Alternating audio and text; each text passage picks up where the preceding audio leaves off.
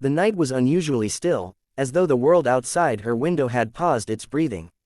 Elina sat curled on her bed, her knees tucked close to her chest, trying to drown out the weight of another restless evening. Life in 2024 often felt fast, noisy, and overwhelming, but tonight was different. It was the silence that pressed down on her, suffocating and strange.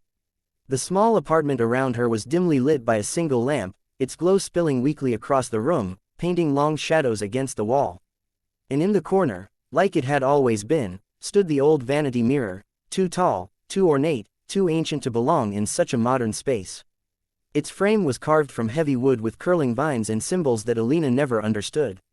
Her grandmother had given it to her before she passed, saying only, "Keep it close. This mirror belongs to our family for a reason." At the time, Elina had thought it was nothing more than sentimental. But tonight, she began to wonder if her grandmother had known something far deeper. Her eyes caught the mirror's surface, and she froze. At first, it was her own reflection staring back, tired and pale from sleepless nights. But then, she noticed something off. The mirror wasn't reflecting her room the way it should have. Instead of plain cream-colored walls and a cluttered desk, she saw shadows moving across stone. There was the faint flicker of candlelight where no candle burned in her apartment, and the echo of voices she couldn't quite hear. Her heart stumbled in her chest. She blinked rapidly, rubbed her eyes, convinced fatigue was playing tricks. Yet when she looked again, the vision had grown clearer. She could see tall golden pillars, tapestries swaying gently as though from a breeze, and a hallway stretching into darkness. Elina's breath quickened. The logical part of her screamed to look away, to shut the mirror out of sight, to run. But there was something magnetic about it, something that seemed to tug at her very core. Slowly, like a moth drawn to flame, she rose from the bed and stepped closer, her bare feet cold against the wooden floor. She stretched out her hand, trembling, telling herself she'd just touch it once and prove it was nothing more than an illusion. But as her fingertips brushed the surface, it no longer felt like glass. It rippled under her skin, soft and fluid, like dipping her hand into water. She gasped, but before she could pull back, the force grew stronger, swallowing her arm, her shoulder, her entire body in one swift motion. The world tilted violently. Elina was yanked forward, falling through darkness that spun and twisted around her like a storm. She couldn't scream, the air had been stolen from her lungs. Her heart hammered, fear clawed at her, and for a brief, terrifying moment, she thought this was the end. Then, as suddenly as it had begun, her body collided with cold marble. She hit the ground hard, the shock jolting through her bones. Groaning, she pushed herself upright, blinking against the dizzying blur of light around her. When her vision cleared, her breath caught in her throat. She was no longer in her apartment. Towering ceilings arched high above her, painted with sprawling murals of battles and kings. Massive chandeliers hung heavy with candles, casting golden light that made the marble floor glisten. Men in embroidered tunics and women in layered gowns glided past, their gazes sharp and unfamiliar. Guards in shining breastplates stood at attention, their hands gripping swords that gleamed dangerously in the flickering glow. Every eye turned toward her, their whispers rising in waves of confusion and suspicion. Elina stumbled back, her heart pounding so loud she swore they could hear it.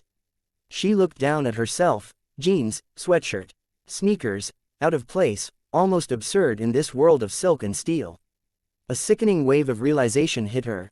She had fallen through the mirror into another world, another time, and she didn't know how or why. Friends, if this story touches your heart, please like this video, share it with someone who believes in second chances, and subscribe to Kindness Speaks for more heartfelt tales. Before Elina could gather her thoughts, a hand gripped her arm firmly, pulling her forward. The guards' faces were set in suspicion, their steel boots striking sharply against the marble floor as they marched her through the palace corridors. The air was heavy with incense and the faint rustle of silk gowns sweeping against stone. She tried to protest, her words tumbling out in English, but her voice only seemed to deepen their unease. Her surroundings blurred as fear tightened around her chest, every step dragged her further away from the faint hope that this was just a dream. The great hall opened before her like the mouth of a cavern. Towering columns lined the chamber, their surfaces wrapped in golden designs that glittered under candlelight. At the far end, raised on a dais of polished stone, sat a young man who seemed too regal for his years. He wore a crown that pressed down on him like invisible chains, his posture tall and rigid, his expression unreadable. His eyes, however, dark, sharp, yet curiously searching, locked onto Elina with a mixture of suspicion and fascination. He was the prince, the heir to a kingdom she had never heard of, yet in that moment, his presence was undeniable. The hall was hushed, filled with whispers that danced like serpents in the air. Nobles in embroidered cloaks peered down their noses, their jeweled hands hiding murmurs of disapproval. A foreign witch, some whispered. A spy, others muttered. Elina's pulse raced, her throat dry as she sank to her knees, not out of respect but from the sheer weight of fear pressing her down. She felt like an intruder in a painting, a stranger trapped inside a life that was not her own. The prince raised a hand, silencing the hall. His gaze lingered on her torn jeans and strange shoes, his lips parting slightly as though struggling to piece together what she might be. Yet, instead of anger or condemnation, there was something else in his stare, something softer, as though he saw not a threat but a puzzle, a mystery placed before him by fate itself. Days followed in a blur. Elina was not cast into a dungeon as she feared but kept under watch in the palace, a curiosity neither fully welcomed nor entirely shunned. She discovered the mirror was gone, leaving her trapped in this century with no way back. Each night she wept quietly, clutching her knees, mourning the life she had lost in the blink of an eye. Yet in the stillness of her sorrow, she began to notice the palace around her. She saw servants moving with eyes downcast, guards with hunger etched into their faces, and nobles whose laughter masked cruelty. And then there was the prince, aloof in public, but in his gaze when no one was looking, she saw something human.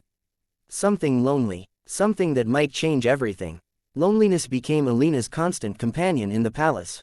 The nights were the hardest, endless hours of silence broken only by the faint sound of footsteps outside her chamber door. She longed for the hum of her phone, the distant honk of cars, the comfort of her own bed. Yet as the days blurred into one another, her fear began to give way to curiosity. She started watching the palace not as a prisoner but as an observer of a world she never imagined she would touch. And what she saw stirred something deep within her. The kingdom was beautiful on the surface, marble corridors, jeweled gowns, and music that floated through gilded halls, but beneath the grandeur lay shadows. She caught glimpses of weary servants with hollow cheeks, children waiting at the gates for scraps of food, soldiers limping home with scars from battles they never chose to fight. The nobles feasted, laughed, and demanded more, blind to the suffering beyond their gilded walls. It was a contrast so stark it made her ache inside. She realized this world wasn't merely history, it was a place alive with human struggles, not unlike her own time. It was in these moments that her path began to intertwine with the prince's. He visited her chamber occasionally, not with guards or threats, but with quiet curiosity. At first, words were useless, she spoke in English, he in a tongue heavy with formality, but slowly they built a language of their own. She drew pictures on parchment, stick figures sharing bread, a crown bent to serve instead of command, hands joined instead of raised in fear. He would study them, his expression unreadable, and then carefully sketch his own responses, armies marching, empty fields, the weight of rule pressing down on him like a mountain. Through this silent exchange, they began to understand each other. What struck Elina most was the loneliness she saw in him. He was young, but his shoulders carried burdens far older than his years. Tradition demanded obedience, his advisors demanded cruelty masked as strength, and his people demanded relief he could not give. Yet when he looked at her, he seemed to glimpse a different way. She told him, through broken words and gestures, that kindness was not weakness but the greatest strength a ruler could hold. At first, his lips tightened, doubt clouding his gaze. But as she continued, something softened. He began to listen. Small changes followed. The palace gates, once shut tight, opened on certain days to allow food to flow into the hands of the poor. Punishments that had once been swift and merciless were eased, tempered with mercy. Music returned to the court, laughter blooming where silence had long ruled. These acts were small but powerful, ripples in a stagnant pond. And though the nobles whispered in disapproval, the people began to hope again. Through it all, Elina and the prince's bond deepened into something unspoken but undeniable. She had come to him as a stranger, a girl from a time he could never comprehend, but somehow she had become his mirror, the reflection of the man he longed to be. And in his eyes, she found something too, a reminder that even in the loneliest places, kindness could forge a bond stronger than time itself. But the ripples of change that Elina and the prince had created did not go unnoticed. In shadowed chambers where whispers curled like smoke, the royal advisors gathered, their faces lined with suspicion and fear. To them, Elina was not a miracle but a threat, a girl with strange clothes, stranger ideas, and a voice that dared to bend the ear of the prince. She spoke of compassion when they demanded control, of kindness when they thrived on fear. Each act of mercy she inspired weakened the grasp of tradition, and for men who fed on power, this was unforgivable. One night, when the palace had sunk into silence, Elina was seized from her chamber. She struggled, her cries muffled by rough hands, her heart hammering with terror as they dragged her through winding corridors.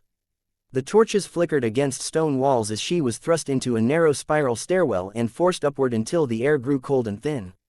At the top, she was shoved into a barren tower cell, its iron door clanging shut with finality. The room was small, its only window a slit that revealed nothing but the endless night sky. Alone, trembling, she sank against the wall, the weight of hopelessness crushing her. For the first time since she had fallen through the mirror, she believed she might never find her way home, nor see the prince again. Yet fate was not done with her. The prince discovered her absence quickly, and fury unlike any he had ever known ignited within him. He had always been bound by duty, chained by the expectations of his court, but Elina had awakened something fierce and unyielding in his heart. He could not abandon her, not when she had shown him the strength of compassion, not when her presence had taught him how to lead with humanity. Against the pleas of his advisors and the threats of his council, he chose defiance. In the dead of night, he came himself, sword in hand, climbing the cold stairwell that had stolen her freedom. The guards who stood watch faltered at the sight of their prince, their loyalty torn between duty and awe. With a force born not of anger but of conviction, he pushed past them and threw open the tower door. There, in the dim light, sat Elina, her eyes wide with shock and disbelief. "Come," his gesture seemed to say, though no words were needed. He took her hand, and together they fled down the spiral steps, their footsteps echoing in unison. Beneath the canopy of stars, free of the tower's shadows, they stood side by side, two souls from different worlds bound by something stronger than time, trust, courage, and the unshakable bond of kindness. The palace never slept easily again after that night. Whispers of betrayal clung to the corridors, and the weight of tradition pressed heavier than ever on the prince's shoulders. Though he had freed Elina, he knew their defiance would not go unpunished. Yet, strangely, he did not regret it. For the first time in his life, he had chosen not out of duty but out of love, out of the quiet strength she had shown him. Elina, though shaken by her imprisonment, felt that same shift inside her. Their connection was fragile, carved out of borrowed time, but it was real. She had not meant to change a kingdom. She had only meant to survive. And yet, here she was, holding the hand of a prince whose life had become entwined with hers. Then it happened. In the grand hall where it had all begun, the mirror reappeared. It stood tall and radiant in the flickering candlelight, its surface shimmering as though the night sky itself had spilled into the glass. Elina froze when she saw it, her breath catching. It was calling to her, pulling at her the same way it had the night she left her world. The realization struck her like a blade. The mirror was offering her a way home. The prince stood beside her, his face unreadable but his eyes storming with emotion. He knew what this meant, as surely as she did. The mirror had brought her here, but it would not keep her. To remain would be to tempt fate itself, and perhaps destroy both their worlds. She turned to him, her heart breaking, torn between the safety of home and the bond that had bloomed between them against all odds. Tears slipped down her cheeks as she stepped closer to the mirror, her reflection fractured between the girl she had been and the woman she had become. "I don't want to leave," her trembling lips formed silently, though her words were carried only in her gaze. The prince reached for her hand one final time, his grip strong, grounding her in the storm of her emotions. He said nothing, but he didn't have to. His eyes spoke louder than words. They carried gratitude, sorrow, and an unshakable promise that what they had shared would not be forgotten. With a shuddering breath, Elina let her hand slip from his. She stepped forward, the mirror swallowing her once again in a wave of light. The palace vanished, the prince's figure dissolved into shadow, and she felt herself tumbling.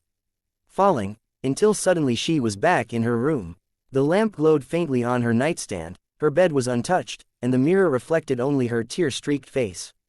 The world outside carried on as though nothing had happened, yet Elina knew she was forever changed. She sank to the floor, pressing her palms against the cool glass. Her heart ached with longing, but beneath the pain was a strange peace. She had been chosen for something greater than herself. She had not only seen another world but left behind a piece of herself that would ripple through a kingdom's future. The prince would remember her, not as a girl who appeared and vanished, but as a reminder that even in the harshest of times, kindness could guide a ruler's hand. And as she gazed at her reflection, Elina understood what her grandmother had meant, that the mirror was never just wood and glass. It was destiny, a reminder that lives can cross beyond time, and that the smallest acts of love and mercy can echo forever. She whispered softly to herself, kindness is timeless. If this story moved you, please share it, leave your thoughts in the comments, and subscribe to Kindness Speaks for more stories of love, redemption, and hope.